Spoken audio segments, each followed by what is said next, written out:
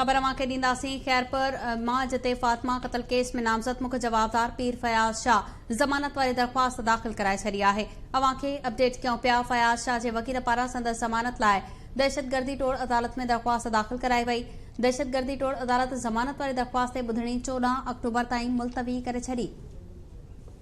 तफ़सील मालूम कंदासीं। लाइन ते मौजूद आहे खान मोहम्मद जी। खान मोहम्मद, अपडेट कजो। जी, रायपुर जी पीरानी हवेली में तशद्दुद क़तल थियल नेंगरी फातिमा फाड़ो केस वारो मामलो जेको आहे, अॼु फातिमा फाड़ो क़तल केस जे ॼाणायल मुख्य जवाबदार पीर फयाज़ शाह पंहिंजे वकील एडवोकेट कुर्बान मलाणो मार्फत जेको आहे, जेको हाई कोर्ट जो नाले वारो वकील आहे, उनजी मार्फत जेको आहे ज़मानत जे लाइ दहशतगर्दी टोड़ वारी अदालत खैरपुर में जेको आहे दरख़्वास्त दाख़िल कराई आहे। पीर फयाज़ शाह जी ज़मानत बाबति ATC कोर्ट जी में ॿुधणी थी गुज़री।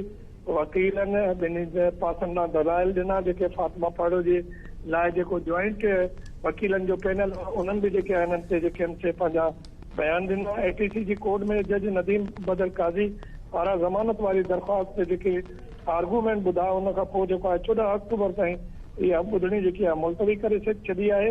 ATC कोर्ट पारां स्टेट ऐं फरियादी धुर जे वकीलनि खे नोटिस जारी कया विया आहिनि त हू 14 अक्टूबर ते पेश थी करे ऐं पंहिंजो जेके आहिनि जेकी बि कार्रवाई हिन वक़्त ई फातिमा फाड़ो क़तल केस जे सिलसिले में जेके शहादतूं आहिनि उहे बि जेके आहिनि अदालत में पेश कनि ऐं पंहिंजा दलील कनि त जीअं इन केस खे जेको आहे मुंतक़ी अंजाम ताईं पहुचाए सघे। खान मोहम्मद, तफ़सील ॿुधाइण लाइ महिरबानी।